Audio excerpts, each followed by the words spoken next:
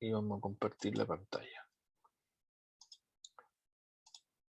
Ya, ahí estamos. Se está viendo, ¿verdad? Sí, profe.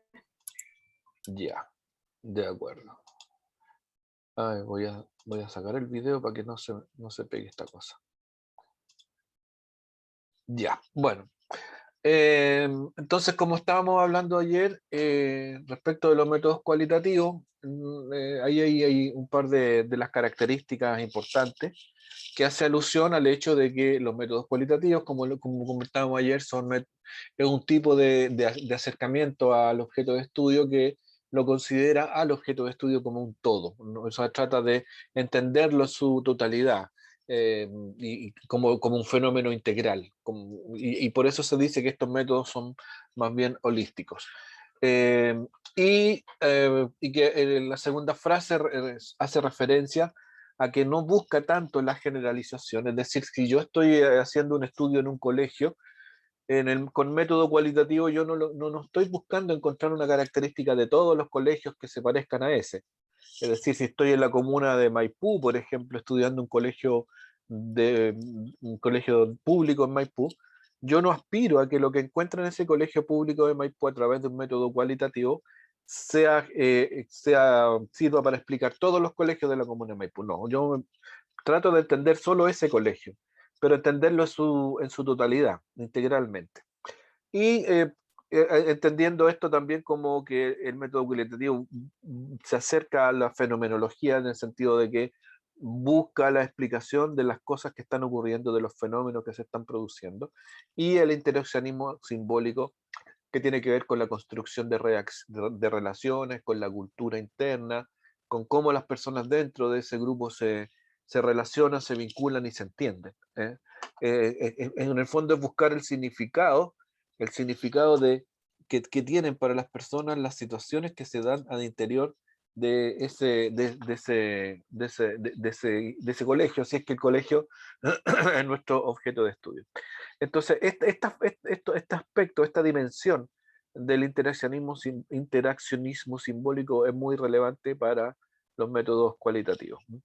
Eh, bueno, entonces acá tengo esto. Bueno, seguimos con otras características, como lo decíamos ayer, es que quien realiza la investigación tiene un trato intensivo con las personas que son parte del objeto del objeto de estudio. O sea, el investigador o investigadora se compenetra, se vincula, se relaciona con aquellas personas que son parte de su objeto de estudio. No se esconde. Busca personalmente la información, busca personalmente que las personas que son parte del objeto de estudio se explayen, que hablen, que, y lo que interesa ahí es capturar la esencia de lo que la persona o el grupo de personas percibe respecto de lo que se está estudiando. Y sobre eso, bueno, yo a modo para que me entiendan bien esta idea, porque lo que estoy tratando de expresarles es como lo central de un proceso cualitativo. Yo hace un tiempo atrás, hace un par de años, estuve trabajando en un colegio de aquí o sea, no de aquí, pero de la comuna de Estación Central, es una comuna que está, donde está la universidad, un colegio que está bastante cerca de la universidad. Entonces, el objeto de estudio era, por cierto, el liceo completo, y en particular era levantar un diagnóstico respecto de las necesidades del colegio, y de necesidades que no estaban muy definidas. Entonces, como parte de este trabajo, yo realicé una encuesta, ¿no es cierto?, de percepción de los estudiantes respecto de su colegio. Eran estudiantes que iban, que si mal no recuerdo, desde octavo hasta cuarto medio. Y además, junto con la encuesta, realicé algunas entrevistas y también hice hice varios focus group. Y la idea era capturar la percepción, ese es como el objetivo general, era capturar la percepción que se tenía, ¿no es cierto?, respecto del colegio por parte de todos sus estamentos, por los estamentos directivos, el estamento docente, y el estamento académico, o sea, bueno, ahí están los profesores, los docentes, los estudiantes, ¿no es cierto?, el estamento estudiantil, eh, los estudiantes, o sea, los niños y niñas y adolescentes, y también los padres y madres, padres, madres, y apoderados. Entonces, yo recuerdo que para el equipo directivo hice entrevistas con el director, ¿no es cierto? Entrevista en profundidad con el director y con los jefes técnicos, el jefe de la UTP, no, el jefe técnico. Con docentes también hice entrevistas, con los estudiantes aquí hice una encuesta y también algunos focus group. Y con padres, madres y apoderados, focus. Y con docentes también hice focus. O sea, como ustedes se darán cuenta, hice muchas cosas. Entonces, ¿por qué traigo a colación esto? Porque con con toda la información que fui recogiendo, me fui haciendo como una idea de la percepción que tenían los distintos estamentos del colegio respecto del mismo colegio, con el objeto de hacer un mejoramiento, porque había la percepción de que las cosas en el colegio no estaban bien, pero no se sabía muy bien qué cosa es lo que no estaba funcionando relativamente bien. Y tocó la entrevista con el director, me acuerdo, un señor muy simpático que tenía mucha experiencia y que llevaba varios años siendo director del establecimiento. Y bueno, yo llegué a su oficina, nos instalamos, yo llevaba una grabadora, llevaba ¿cómo se llama? Un cuaderno para tomar apuntes, llevaba mi guión de preguntas y todas estas cosas que vamos a ver enseguida cómo se estructura. Y comenzamos la entrevista que duró como 1 hora 30 minutos, más o menos, que es el tiempo que deberían durar la mayoría de las entrevistas. Bueno, y nos fuimos paseando por todos los temas del establecimiento y el director se comportaba como normal, era una conversación más bien distendida, no había mayores, ¿cómo se llama? Eh, mayores énfasis en uno u otro tema, hasta que llegamos a la hora de encontrarnos con la percepción que el director tenía respecto de su cuerpo de docentes, de la relación que él tenía con sus profesores y profesoras. Y ahí empezó un cambio de tono, y estas son las subjetividades. Primero que todo fue un cambio de tono y postura de parte del director cuando tocamos este tema. Tono de la voz, por cierto, y postura corporal. Cuando uno está haciendo una entrevista, estas cosas, el tono y la postura, entregan mucha información, mucha, porque está dentro de lo que aquí mencionamos de el interaccionismo simbólico y también del trato intensivo. O sea, me salí de la pantalla, de la pizarra. Lo que quiero decir es lo siguiente. Cuando uno hace una entrevista, no estoy yendo a la entrevista, pero quiero explicarla. Bueno, y esto es válido también para cuando uno hace observación participante o cuando uno va a mirar, cuando hace un focus group. Yo tengo un papel así como entrevistador, ¿no es cierto? Y como entrevistador tengo una pauta para mi entrevista. Pero también tengo una pauta, y esta pauta de la entrevista son preguntas, un guión de preguntas. Pero también debo tener una pauta de observación de otras cosas, que son, que son los dos tipos de lenguaje. Esto que está acá es el lenguaje no verbal, porque el lenguaje no verbal entrega mucha información. Información que nos puede permitir acercarnos a las causas, aquí, el lenguaje no verbal. Y el lenguaje verbal, que es el de la pregunta, está en lo que se denomina el discurso. Y el discurso tiene, por cierto, forma y también tiene fondo. O sea, aquí, ¿qué significa esto? Significa que uno observa lo que se dice, ¿no es cierto? Lo que se dice,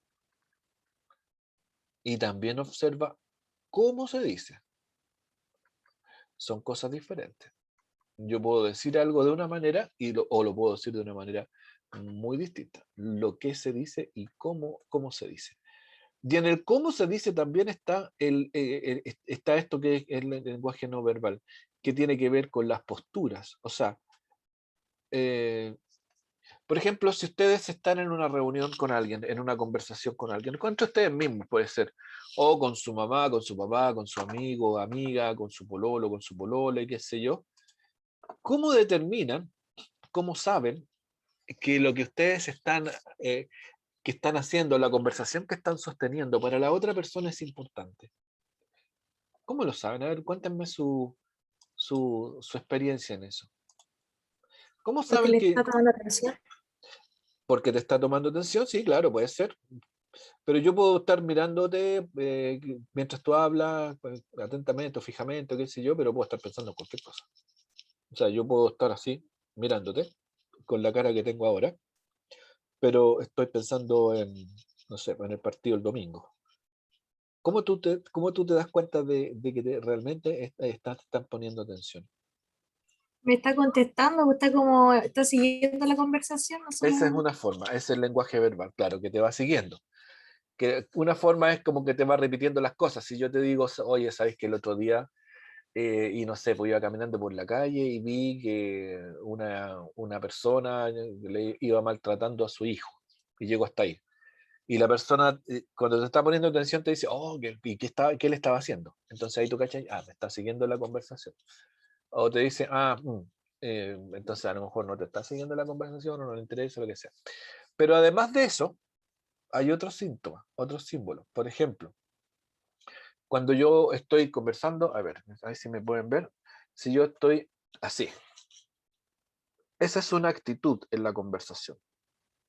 O si estoy tirado así, en la silla como para atrás, esa es otra actitud en la conversación. O si estoy así, apoyado en la mesa, mirando. Esas son posturas que también denotan interés o denotan que yo estoy, interés o desinterés. Eh, entonces, esas cosas son el simbólico, es en la parte simbólica el interaccionalismo, es la interacción simbólica, ¿no? Porque estas expresiones, como estar así, como estar tirado, o como estar así, o como estar así escuchando, o como estar así, o como estar así, todas tienen un significado, o tienen una forma de interpretarse, ¿no? En esto de la comunicación. Otra manera también tiene que ver con el tono de voz, porque si yo ocupo un tono de voz siempre el mismo, así, les estoy diciendo, por ejemplo, les voy a contar una situación. Mira, el otro día yo iba caminando por la calle y resulta que cuando doy vuelta a la esquina veo a una mujer que iba insultando a un niño muy pequeño que parece que era su hijo. Conté la situación. Es distinto a que si digo, oye, ¿sabes que el otro día iba por la calle y justo di la vuelta de la esquina en donde estaban pasando muchos autos, entre paréntesis, porque había mucha mulla, pero ahí caché una mina, una mujer, no sé qué edad tenía, parece que tenía entre 40 años, 45, qué sé yo, iba con su hijo chico, y sabes tú que la mina le iba diciendo al cabro chico, oye, tú estúpido, que bla, bla, bla, bla. Esa es otra manera de hablar, es otra manera de comunicar. O también puede decir, oye, qué terrible, el otro día estaba pasando por la calle y vi una mujer que estaba diciéndole a su hijo que era un tonto, ¿cómo es posible? No sé cómo pueden pasar estas cosas. Otra forma de comunicar. El mismo hecho, el mismo hecho, pero lo hablamos de 4, 5 o 6 maneras distintas. Entonces, en las formas de comunicar el hecho, también va otra información. Por ejemplo, si yo les digo, a ver, de estas 3 maneras que yo comuniqué la situación, ¿qué es lo que denota ¿Qué es lo que hay detrás de la manera de contar lo mismo? ¿Qué podemos decir respecto de eso?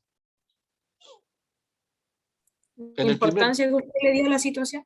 exactamente. En el primer caso lo conté como si no tuviera mayor importancia. En el segundo caso, ¿cómo lo conté? O sea, en el primer caso fue como plana, así como un relato, hechos, nada más. En el segundo, ¿cómo lo conté? O en el tercero, más bien, como, bueno, también. Como una copucha, claro, como una copucha, así como una anécdota, que bien podría haber sido parecido a mi relato si hubiese habido, no sé, pues otra situación, no sé, pues una pelea de perros, por decir algo. Y en el tercer caso, ¿cómo lo comenté?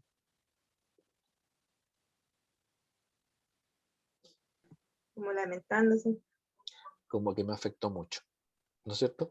Entonces, en los tres casos hay emociones asociadas a lo que yo estoy contando. Y la emoción habla mucho de la persona. Y la emoción que hay detrás, o sea, lo que hay detrás del relato es la emoción que yo tengo respecto de lo que estoy relatando, o cómo me afecta o cómo lo veo. Y eso, llegar en un,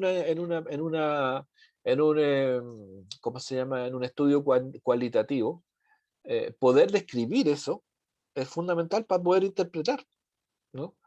Porque si yo quiero entrevistar a alguien, yo no me interesa solo lo que dice, sino que lo que me interesa es lo que cree, lo que piensa, lo que lo mueve o lo que la mueve.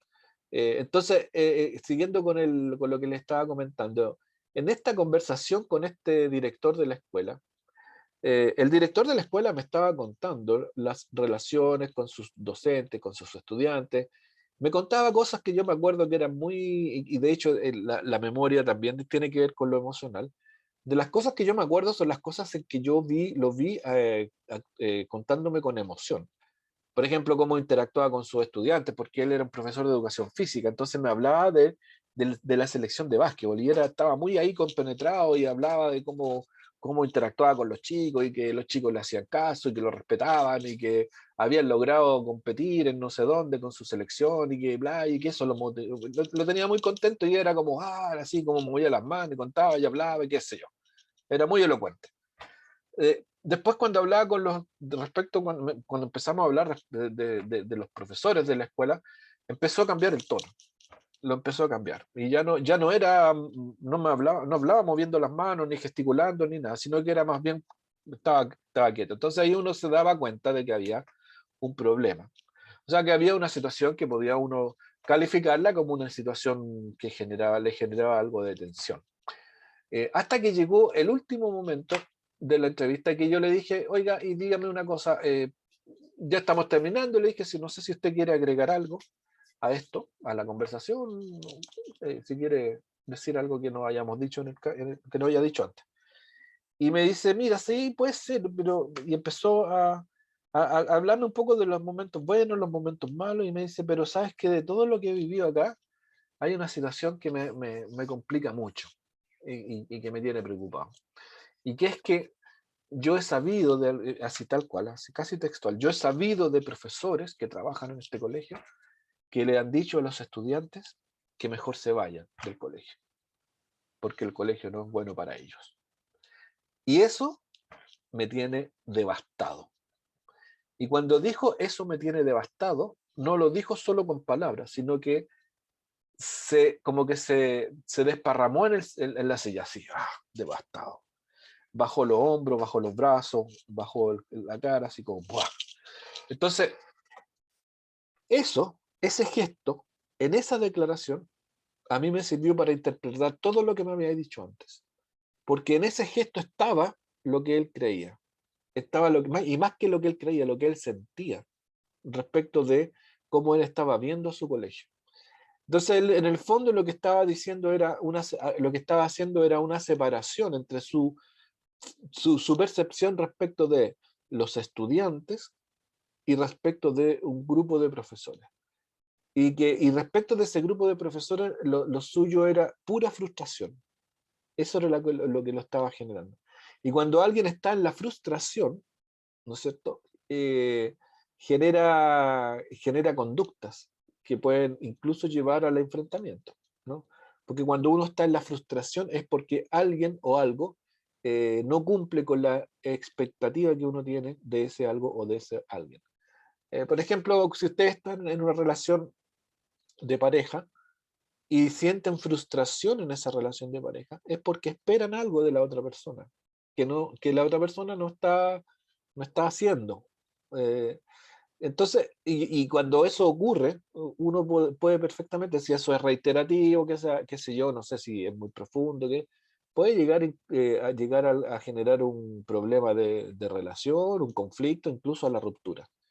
Entonces, lo que yo vi en él fue pura frustración respecto de un grupo de profesores. Y de ahí, y eso fue lo más, digamos, ese momento, en esa entrevista, que habrá durado un minuto, fue el momento que más información me aportó para poder entender cómo este director estaba percibiendo su escuela.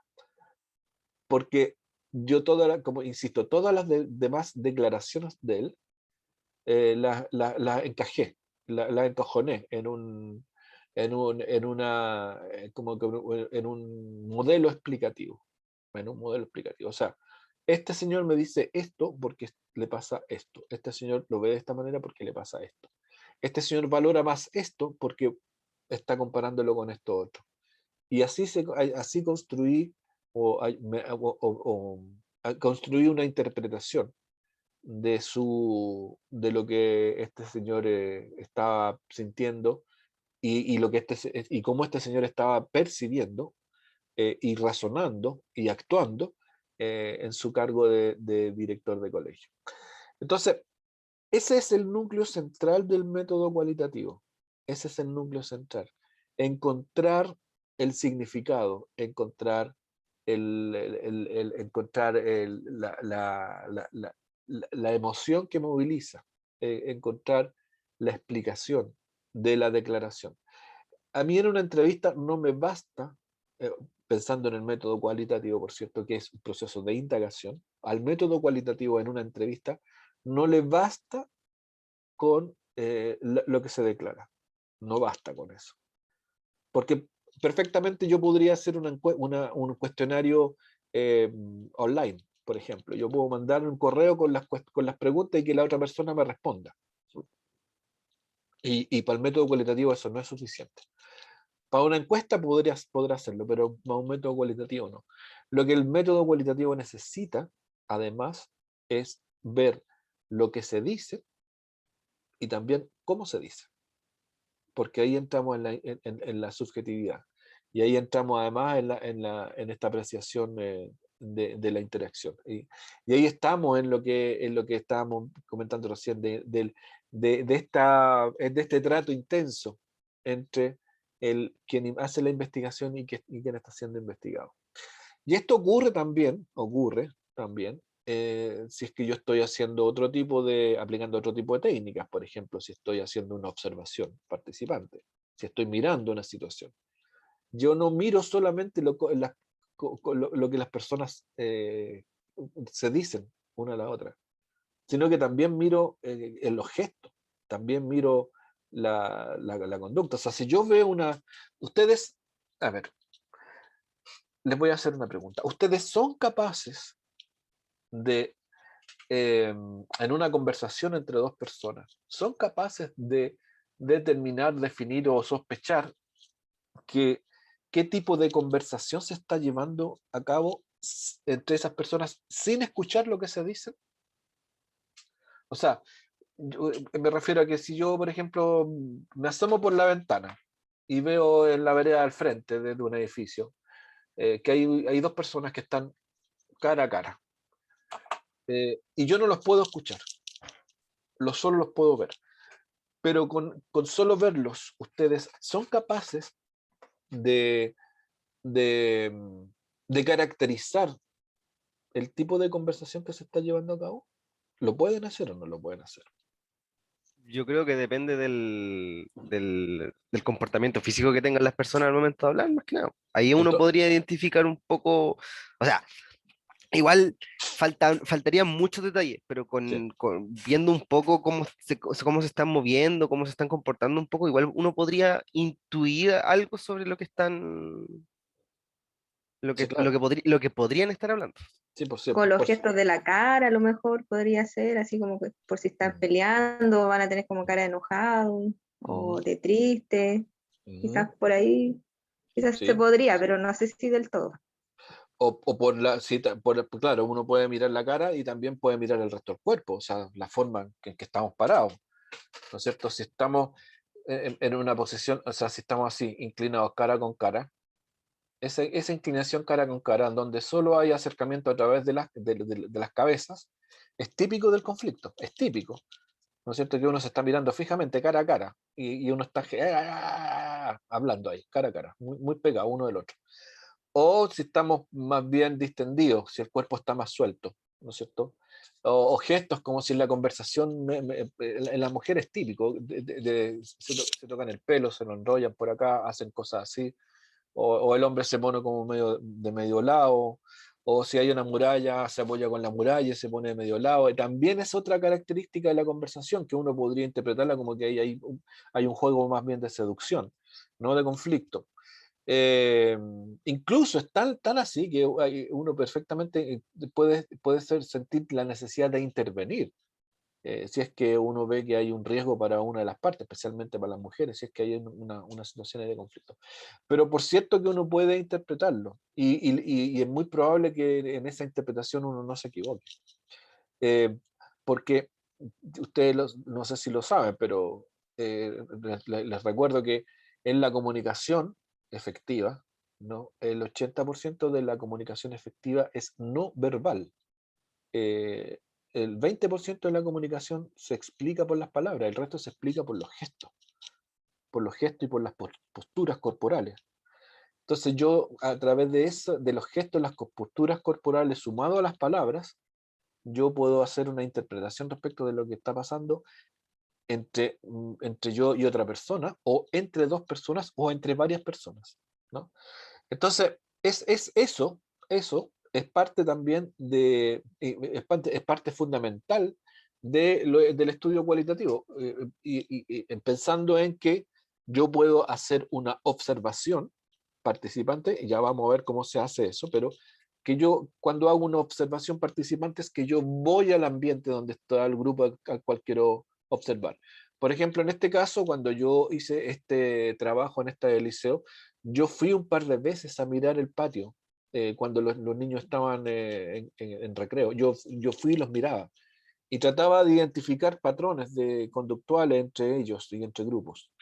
Y eso me llevó a hacer un par de preguntas al director, por ejemplo, entre las cosas étnicas, porque era notorio que en el colegio habían distintos grupos de niños que obedecían a su origen, de nacionalidad. Porque había niños peruanos, había niños colombianos, había niños haitianos y por cierto también había niños chilenos. Entonces, se notaba en el ambiente, se notaba en lo que allí estaba ocurriendo. Y uno puede observar ese tipo de situaciones. Y también en las entrevistas grupales, en los focus group. O sea, cuando uno hace un focus group, está en una mesa con 6 personas más, y lo que persigue el focus group, también lo vamos a ver más adelante con más detalle, pero lo que se persigue básicamente es que las personas interactúen entre ellas. Es como recrear en pequeño lo que ocurre en grande. Entonces, si yo quiero saber cómo es el ambiente entre profesores, yo lo que puedo hacer es un focus group con profesores. Y yo lo que hago simplemente es como que tiro un tema a la mesa en el focus group. Yo le digo, a ver, ¿por qué no conversamos respecto de las relaciones interpersonales entre los profesores del establecimiento? Y se ponen a hablar, o deberían ponerse a hablar. Y la misión de quien está conduciendo el focus group es hacer que hablen. Entonces uno en el focus group lo que hace es observar cómo interrelacionan entre ellos. Yo me acuerdo una vez que estábamos en una reunión, que esto no tiene mucho que ver con un proceso indagativo, pero sí tiene que ver con esto de observar y de provocar. Yo me acuerdo que estábamos en una reunión una vez hace mucho tiempo con unos amigos, y dentro, eran como 4 o 5, y dentro de ellos, de este grupo de amigos, había 3 abogados, 3 abogados. Entonces yo le dije a otro amigo que no es abogado, igual que yo, le dije, mira, ¿quieres ver cómo pelean los abogados? Así le dije eso nomás. Pero él me dijo, pero estos son amigos, porque se van a poner a pelear. No, espérate, a ver si... O quieres ver cómo un tema lo ven distinto los 3 abogados y entre ellos van a empezar a discutir al tiro. Y bueno, les tiré un tema que tenía que ver con algo jurídico. Y los abogados reaccionan de inmediato cuando tú les propones un tema que tenga que ver con algo, con una explicación jurídica. Te empiezan a explicar al tiro. Eh, y bueno, el tema es que los 3 lo interpretaron de manera distinta y estuvieron como 10 minutos conversando jurídicamente respecto de un tema particular. Y yo miraba a mi amigo, entre los dos nos matábamos de la risa.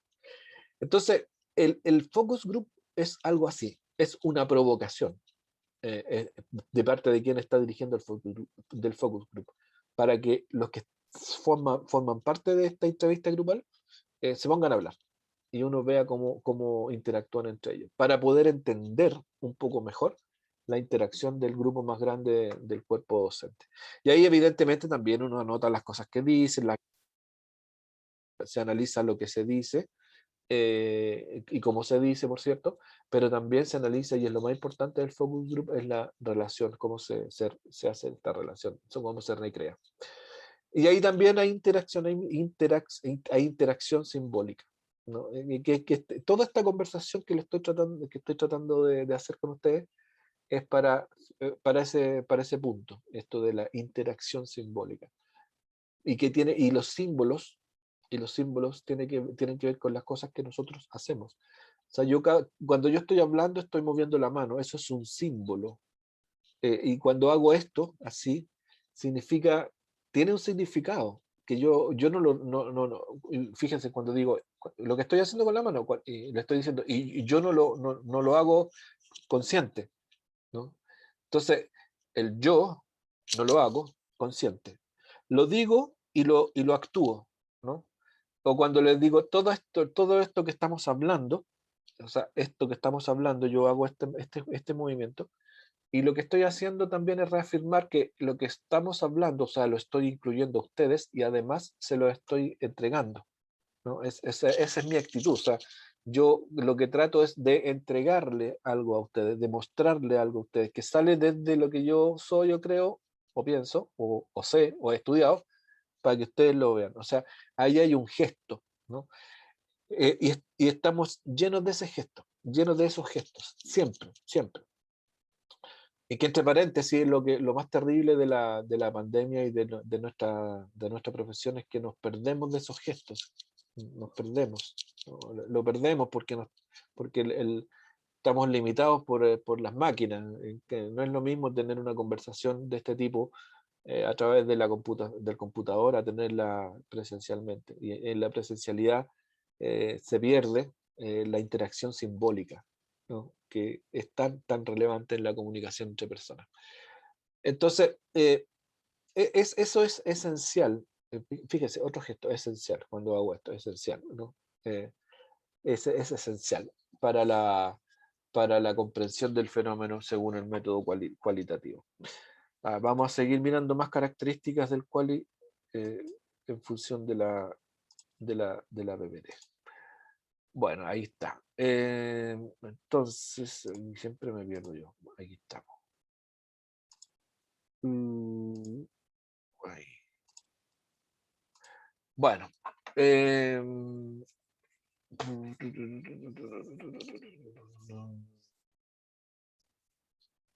Bueno, el segundo párrafo apunta a otra de las características del método cualitativo, que es que se va construyendo en el camino, en la medida que se va desarrollando la investigación. Normalmente uno parte con un diseño de investigación en un método quali y ocurre con muchísima frecuencia, y es parte también de lo que es el método, que entre medio nos vayamos dando cuenta de que van apareciendo otras cosas que no estaban originalmente previstas dentro del diseño y que se van incorporando al diseño, ¿no? Se van metiendo. Bueno, el método cualitativo es un método inductivo, o sea, va construyendo el conocimiento más global a partir de aportes individuales, ¿no? La inducción, bueno, ustedes conocen la inducción, ¿no es cierto? Ustedes han hecho inducción en matemáticas. Hay unas demostraciones por inducción, si mal no recuerdo, ¿no? Ustedes corríjanme si estoy equivocado. Sí, profe. Sí, ¿no es cierto? Sí, mira, sí, todavía me acuerdo de mis cursos de álgebra de la universidad hace no sé cuánto tiempo. Bueno, era ir desde abajo hacia arriba, desde la recolección de información a la construcción de un conocimiento más amplio. Entonces, el cualitativo es inductivo, esa es una característica. Bueno, acá es lo que hemos estado hablando, tiene una perspectiva holística. ¿Qué significa holística? Que considera el fenómeno como un todo, ¿no? Digamos, no va a a la sección, digamos, a dividir en partes el fenómeno, sino que lo trata de entender en su totalidad. Y bueno, se trata de estudios en pequeña escala, ¿no? Que solo se representan a sí mismos. Bueno, esto es un poco lo que mencionaba al respecto de que el método cualitativo no busca la generalización, no la busca. Solo busca el estudio de un fenómeno particular y en profundidad. En profundidad.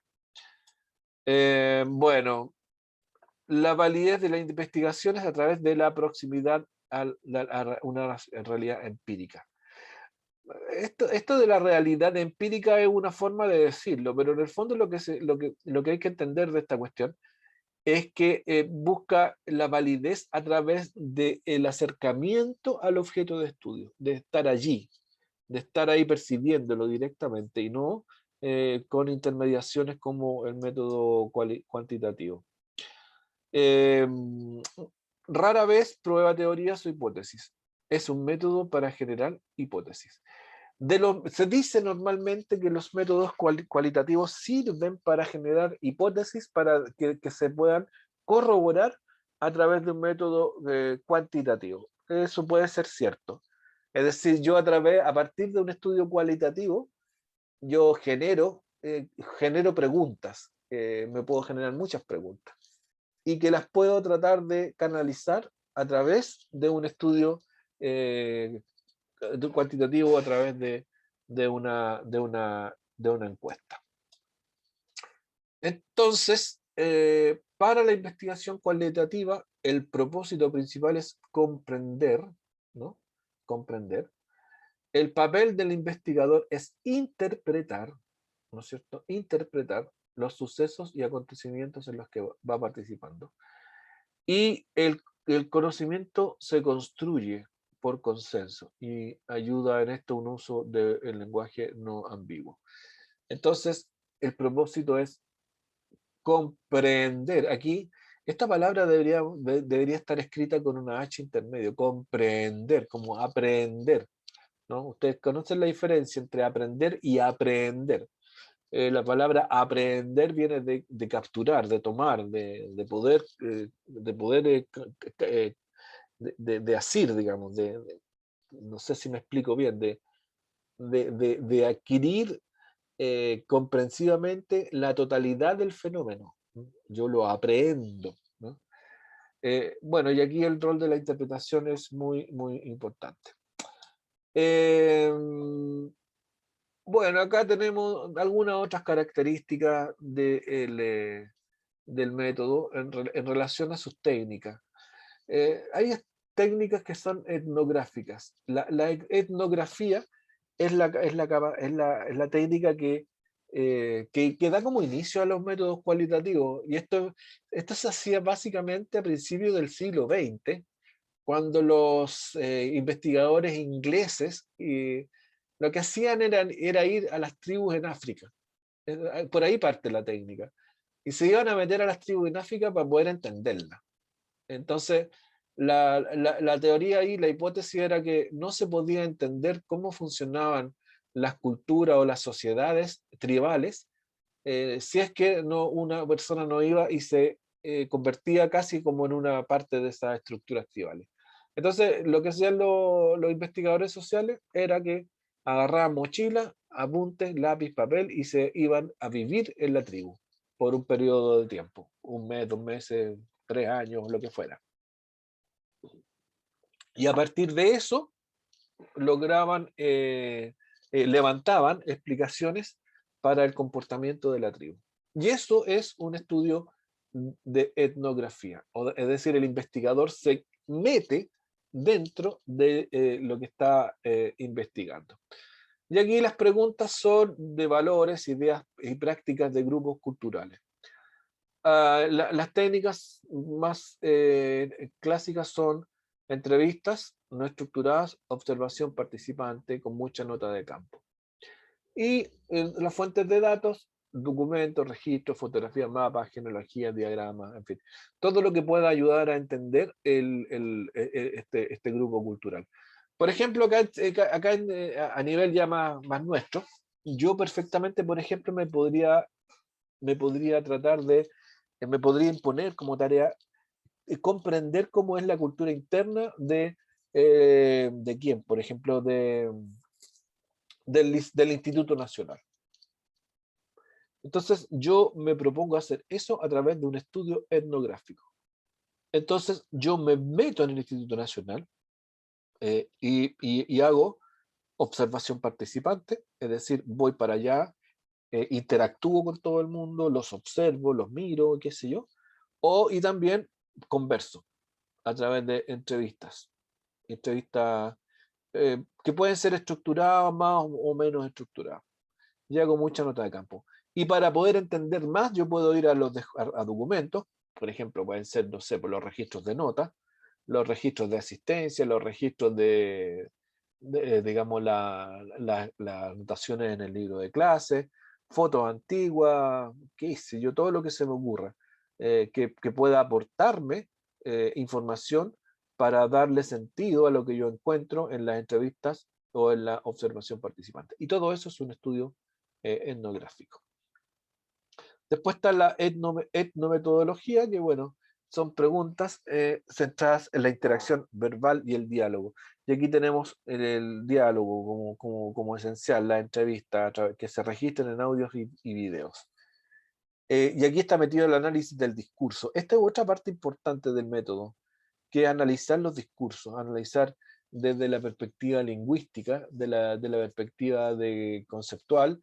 Por ejemplo, muchas veces los discursos se analizan, digamos, contando la cantidad de veces que alguien reitera una idea, o el número de veces que una persona reitera un término, o cosas por el estilo.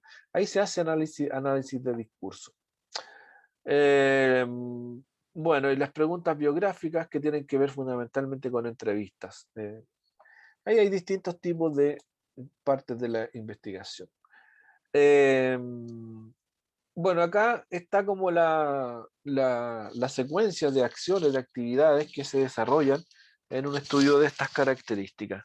Desde, ¿no es cierto?, la formulación del problema, ¿no es cierto?, que es lo que hablábamos en la sección anterior, la selección de casos y contextos, acceso al trabajo de campo, diseñar un marco temporal. Este es un trabajo de cuánto tiempo voy a estar haciendo el trabajo de campo, porque si yo me propongo hacer un estudio de observación participante, perfectamente puede ser un estudio que dure 6 meses, perfectamente. Es decir, no es como ir y llegar y hacer una entrevista, ¿no? El estudio de campo en observación participante puede ser bastante largo. Las estrategias que voy a utilizar, la relación con la teoría, bueno, detección de sesgos e ideología del investigador. Bueno, esto también es importante para tratar de ser lo menos sesgado o sesgada posible, y todos los aspectos éticos, que ya vamos a hablar de esto porque este es un tema también muy importante. Esto es al principio. Aquí yo hago la parte de formulación del diseño. Durante del estudio, todas estas cosas, ¿no es cierto? Yo puedo ir reajustando las tareas, voy viendo si tengo que ¿cómo se llama?, comprobar alguna hipótesis, y qué sé yo, los guiones, todo el trabajo intermedio que tiene que ver con el irse adecuando al proceso de investigación. Bueno, y al final, al final hay una decisión respecto de en qué momento parar. en un proceso de este tipo, como es un proceso suelto, que se puede ir mejorando y construyendo en el tiempo, uno de repente tiene que tener la capacidad como de decir, ¿sabes qué? Hasta aquí llego. Ya está bueno, con todo lo que hay me basta, y qué sé yo. Porque perfectamente, como les decía, un trabajo de este tipo puede durar varios meses. Especialmente cuando se trata de trabajo etnográfico para entender el comportamiento de grupos de personas que forman una cultura.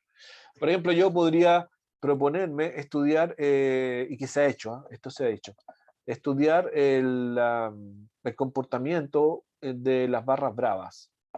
Entonces yo puedo proponerme ir, por ejemplo, a meterme para poder estudiarlo y entenderlo, a la barra de la Garra Blanca en el caso del Colo-Colo, o la barra de los de abajo en el caso de la U de Chile, o a los Cruzados en el caso de la Católica, o los Panzer en el caso de la hinchada de Wanderers, de Santiago Wanderers de Valparaíso.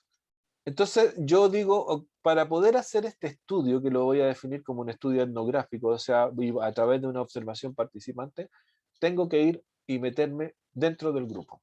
Y ahí observar cómo es el comportamiento, cómo es su interacción, cuáles son los códigos que utilizan para poder entenderlo.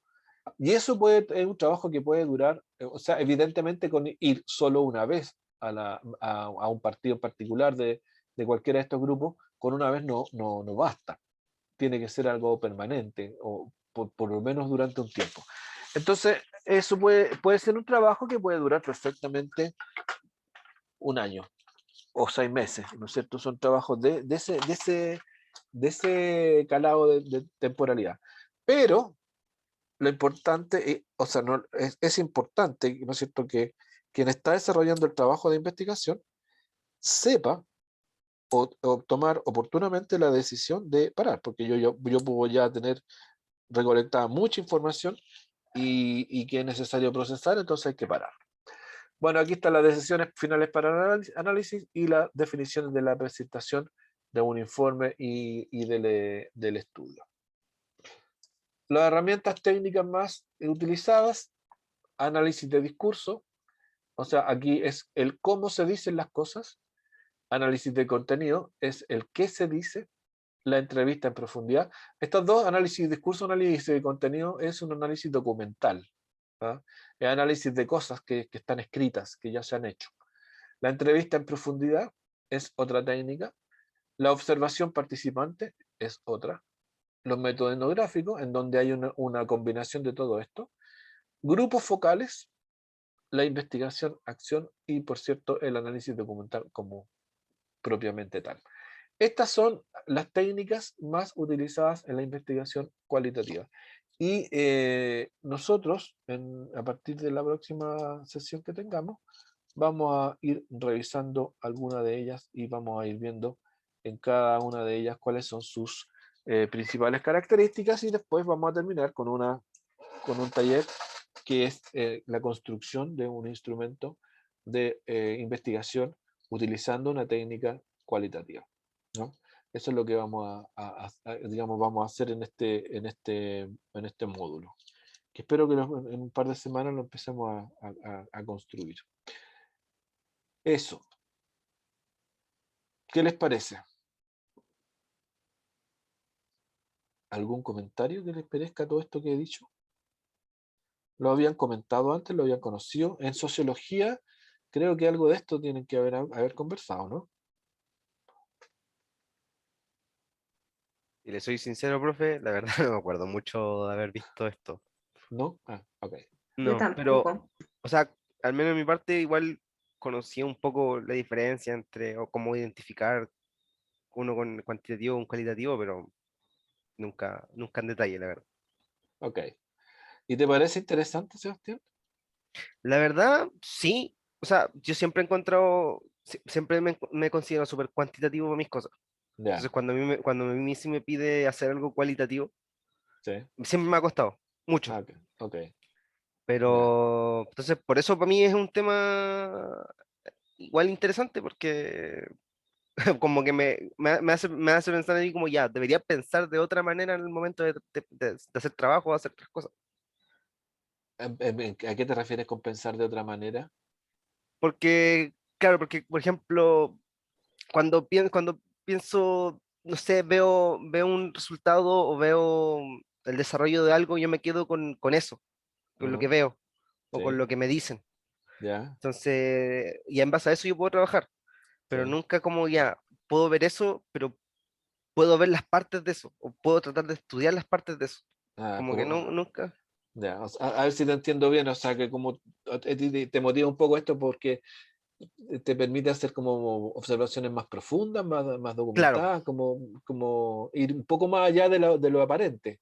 exacto. Ya, bueno, sí, pues, bueno, de eso se trata un poco también, pues. O sea, dentro de lo que se trata este curso también es que ustedes tengan ciertos conocimientos, desarrollen ojalá ciertas habilidades y adquieran ciertas competencias que les sirvan en su trabajo cuando tengan que enfrentarse a un grupo curso para poder entender al grupo. O sea, yo creo que estas cosas son muy relevantes a la hora de que ustedes te puedan entender a un curso, entenderlo de la mejor forma posible, no para justificarlo, sino que para poder trabajar con el grupo. ¿Mm? Eh, si ustedes quieren, hasta manipularlo, si ustedes quieren.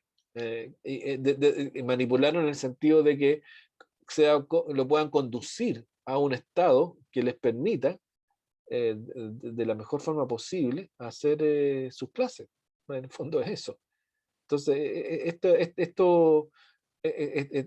como decía el Sebastián, y me alegro que lo piensen de esa manera, aquí se pueden encontrar herramientas para ir un poco más allá de lo evidente, o de lo aparente, respecto de grupos y también de personas.